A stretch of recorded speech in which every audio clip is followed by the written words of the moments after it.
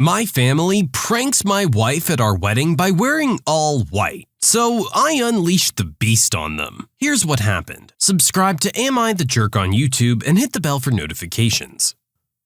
I, male 33, have a large family, mostly aunts and female cousins aside from mom, stepmom, stepsister, and grandmother. I don't know how to say this, but all those women I mentioned above are into teasing and joking. They've formed a unit, which I admit is kind of toxic, and they tease and roast every new woman that enters the family by marriage by setting up tests to see if they deserve to be part of the family. Or they would roast their looks and styles to the point of breaking confidence and self-esteem down. Then, after a few months of teasing, they'd announce that they've finally welcomed them into the family. The newest member would join in on the teasing too, which is crazy as my dad says. When I first introduced my then girlfriend, now wife, I made it clear that I didn't want any of the women in the unit to come at her or harass her, not even with a single word. They went behind my back and roasted her looks and job, and I discovered they've been doing it on Facebook. I had them apologize one by one after they gave the "we're just testing the water to see if she's capable of being part of the family" excuse. They didn't want to apologize, but once I said I wouldn't invite any of their unit to the wedding unless they apologize, including my mom, everyone immediately apologized and brought gifts for my wife. First of them was my stepmom and my sister-in-law. My wedding was 2 weeks ago. There was talk about the women in the family wanting to pull a prank on my wife by wearing white and called it the ultimate test to see how my wife would react. My brother warned me, so I announced that if any of them showed up in white, I'd have to kick them out, including my mom. They said this wasn't true, and they'd never do such a thing. But they showed up to my wedding one by one wearing white dresses, and each and every one of them was told to leave after they tried giving their excuses by either making scenes or getting the men involved. The senior women of the unit, who are mom and aunts, also showed up in white, but refused to leave. I threatened to take harsher action, and my mom was ticked, telling me to step aside, but I didn't let her in. I had her leave while the men in the family were watching, stunned. Dad was on my side and supported me a lot. I felt absolutely awful because my wedding was interrupted by them making scenes. My wife was hurt beyond measure, but the women in the family were ticked. My cousin blasted me on social media later, saying I excluded all the women from the wedding because my wife was so insecure she couldn't handle another woman's presence at her wedding. I had an argument with them and mom berated me, saying it was supposed to be a prank, but I said they were taking it too far. Mom said I took it too far by kicking them out because they were trying to get a reaction from my wife to see if she was one of those bridezillas and were going to change as soon as the prank was over, but that I ruined my own wedding by reacting so aggressively. I stopped talking after she said I had to bring my wife and apologize. I haven't seen the lot of them in 2 weeks, and they've excluded me from everything. Was I the jerk for how I handled this? Edit. I just want to explain that A, this has been happening for years. The men in the family are split on this behavior. Some of them encourage it, like my uncle and my cousin's husbands. One is now an ex. And some are against it, like me and my dad and brother. B, the women claim that there's nothing hurtful in what they do because they claim they're just looking out for us men and that their goal is ultimately to make sure the women who enter the family are decent. C, my dad always ends up arguing with my mom and grandmother since they're the ones who started this whole thing with their behavior and attitude towards other women. And D, and I'm not sure if I should mention this, but my male cousin who's a middle schooler said he'd make sure to leave the country before ever meeting any woman because of this. And it made me chuckle. Also, the dresses they showed up in were simple white dresses, nothing over the top, but still were white dresses. I realized they went ahead with their plans even after I stated what I'd do in that case. So yeah,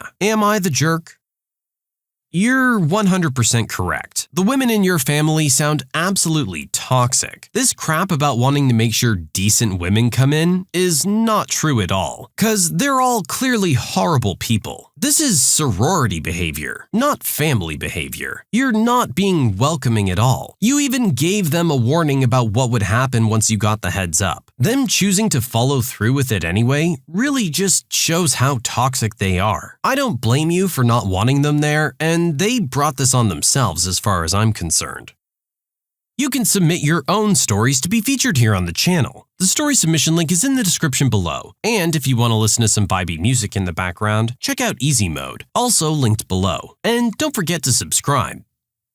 Credit card company keeps losing the forms I'm sending them, so I faxed them to them over 150 times. So I was granted a legal name change a few months ago. Long, boring story as to why. Simply put, I hated the unique spelling of my first name and wanted to ditch my surname. I didn't have trouble updating my name most places. Social security, driver's license, insurance, yada yada. No bumps in the road until I got to the very last thing to update, my credit card. I use this particular credit card a lot. I'm self-employed and use this card to rack up travel points for flights, hotels, rental cars, things like that. However, if you've ever checked into a hotel or picked up a rental car, you'll know that the name on the card must match the name on the ID. So I called the credit card company. I was told I have to fill out a certain document and mail that in, alongside a copy of the court document. Fair enough. 2 weeks go by. I hear nothing, so I call again. They say they haven't received it. I'm then informed they have a fax number that I can use to send in the documentation. So I fax in everything necessary using an app on my phone. Another 2 weeks go by. Still nothing. I call again. Same spiel on the other end of the phone. Please mail or fax, yada yada yada. You get the deal. I once more did what they asked. Yet another week passes. I call again. I'm told the same darn script. I'm starting to get annoyed at this point. I have an upcoming trip planned and need the card to match my ID. So I asked to speak to the manager. They give me some BS of a manager not currently being available. Anyways, I fax in the document in court order once more. However, this time I decided I was just going to keep hitting send after the previous one has shown as delivered. I thought I'd repeat the process a few times just to make sure they got it. After sending it 25 times the first day, I got no response. The next day I was sitting on my couch watching football. I thought I'd send the fax a few more times. By the time I realized how many times I'd hit send, I had sent it over 130 times. The very next afternoon, I got a call from a manager at the credit card company. She sounded quite angry over the phone. I just played dumb. You guys asked me to fax it in. I got my updated card in the mail 3 days later.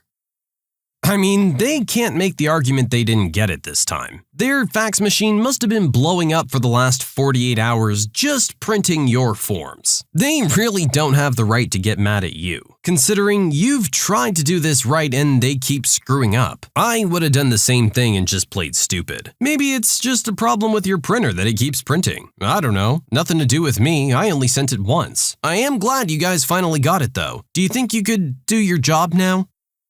Jerk tries to stiff me for thousands of dollars worth of equipment, but I end up charging him double instead. I was starting my side business doing IT work for businesses and had some successful jobs for a few companies. I found word of mouth was the best way to gain new clients because entrepreneurs tend to network with other business owners. Tony was one such client who had heard I had done some work for a client and called to see if I could help. His company's needs were to stop using a semi-accounting service they had been paying a percentage of their profits to process payments, purchase orders, and billings and receivables. He brought in an accountant to work out a new product, pretty well known. They wanted a server to be accessible remotely and had already paid their ISP for a static IP for the server, but needed the actual server, redundancy USPs, and a firewall device. I explained that for the product they had, we could probably set up a workstation and not a server, and it would run approximately $3,500 total and would be easy. But no, the owner wanted a full-blown server system with all the bells and whistles. He explained that they would likely be using the server for a CRM and a few other systems later on. Overall, the entire cost for the system would be $8,000, not including a few other services that needed annual billing, such as VPN and remote service. Equipment cost was $7,500. My labor charge was $500. UPS was $1,500, server was $3,800, and refurbed firewall with programming by a third-party specialist was $1,800, and a spare rack for $400. I got my contract signed, put an order with my distributor and the firewall specialist, and got to work a week and a half later when the firewall came in. I finished the job in a single weekend, and got everything up and going after a call to the ISP, whom did not like the firewall appliance I installed. For some reason, they had to tweak things on their end and finally allowed the traffic to go through once more. I confirmed function with the owner, whom verbally approved and was happy. I sent my invoice promptly on Monday, left it that they had 1 week to pay.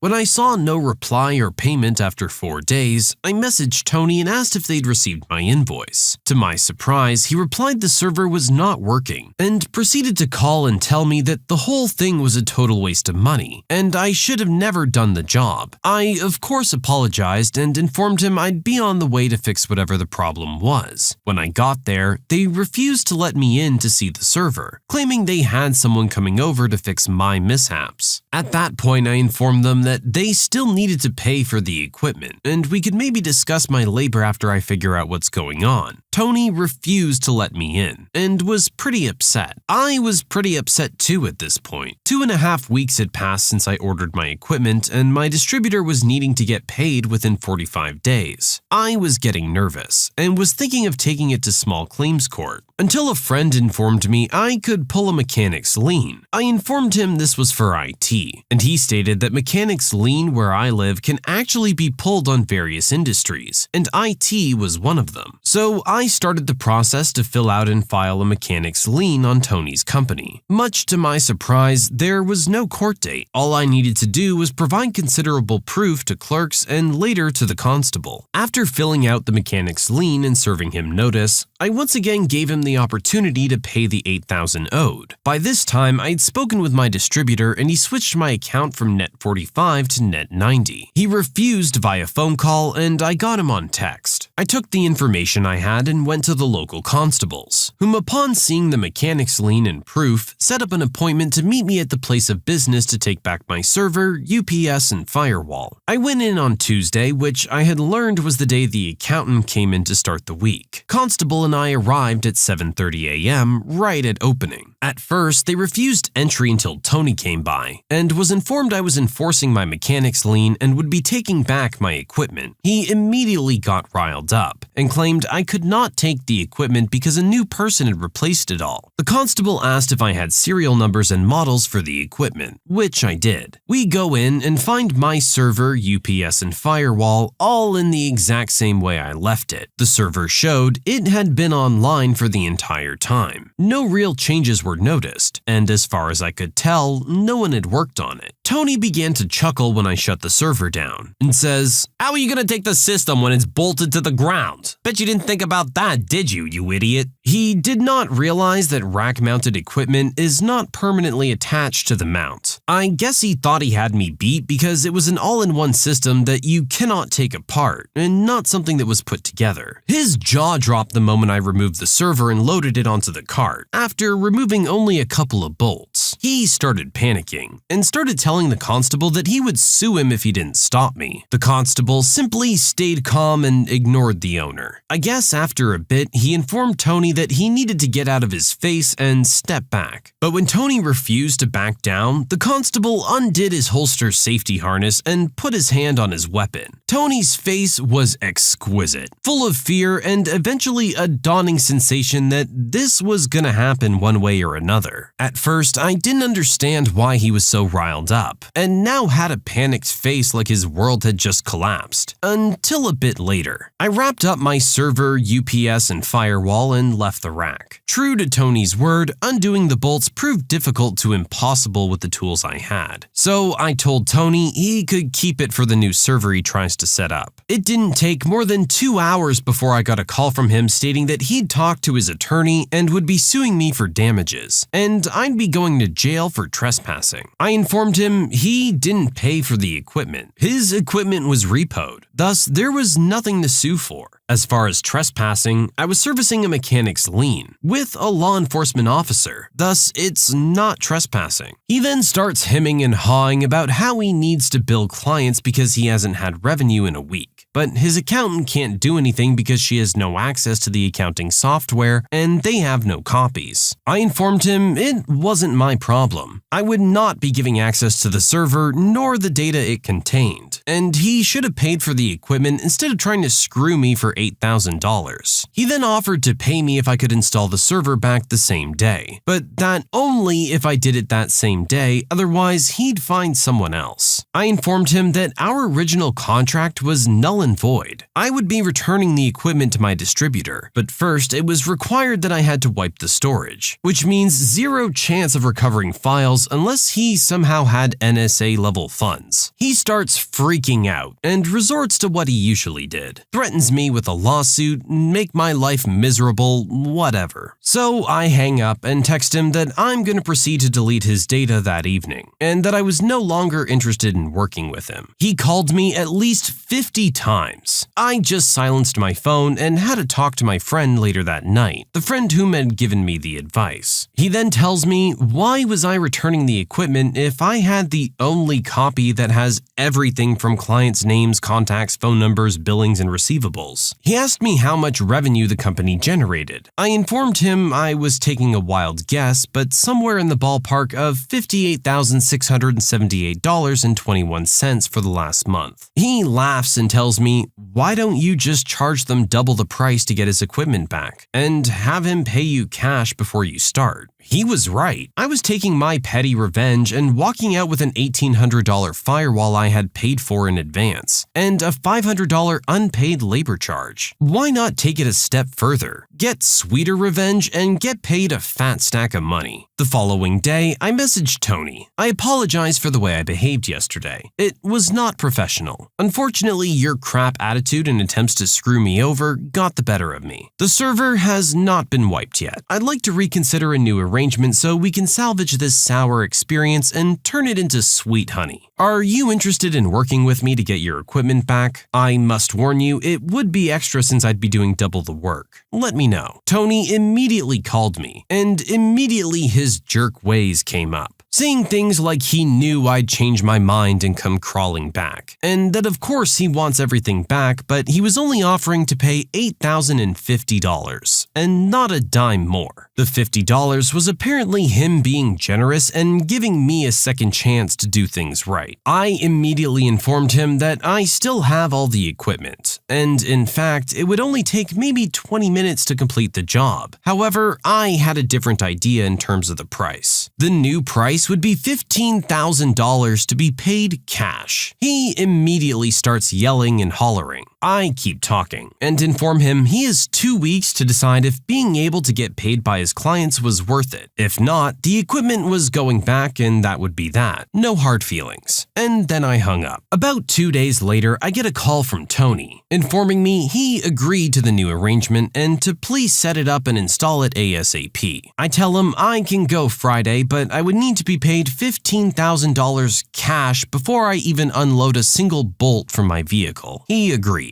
I could hear a lady talking, telling him he needs to get this resolved because they had not had revenue in nearly 2 weeks. This was on Wednesday. On Thursday, I get a call from his daughter, whom is apparently the accountant and the lady whom was telling him to resolve it. She's cutting a check and needs to know my name. I inform her I would not be accepting checks, and I had told Tony specifically it would be in cash. She says okay and tells me if the amount of $12,000 was correct. I once again correct her and inform her that the correct amount was $15,000 cash. She says of course and that she'll make the withdrawal and have the money ready tomorrow. Sure enough, Friday morning, true to her word, she and Tony were there with $15,000 cash. I counted it in front of her and Tony. She makes a comment saying that I was a lifesaver because they couldn't go back to the service they used before to get paid, and they urgently needed to get some POs sent out. I placed it in my vehicle, locked the glove box, and unloaded the equipment. True to my word, it took me 20 minutes to place the server, firewall, and UPS inside the rack mount, connect the cables, power on the server, and ask them to test it out when they get a chance. I told them if anything was wrong to not contact me and to have a good day. I actually had tested it out already before I left their server room. Despite my pettiness at times, I am still a professional. Wow, that one was a roller coaster. I mean, it all worked out really well for our original poster. I don't mind getting paid almost double because I had to deal with some jerk, especially when it's double a large amount of cash like that. Originally, our poster was only looking at $500 cash for their labor, but they ended up with a nice hefty bonus, all because this guy just couldn't not be a jerk. Someone's come in and done all this work and given you expensive equipment, and you're just gonna try and rip them off, saying it doesn't work and refuse to let them see it? It doesn't work that way. Believe it or not, there are laws in place to make sure that you're held accountable for something like that. Our poster probably did do this guy a favor by not making it a proper legal proceeding. Otherwise, that would have been a nice mark against this guy's new business. I just wonder who else he tried to pull this kind of crap with. He seems to be making a nice amount of money. God forbid he should actually have to pay people for their work. When you subscribe, make sure to hit the bell to turn on notifications. Put the playlist on in the background to finish listening to all the stories. Or if you want to listen to some vibey music in the background, check out easymode. If you like Am I the Jerk, give Am I the Genius a shot. Everything linked in the description.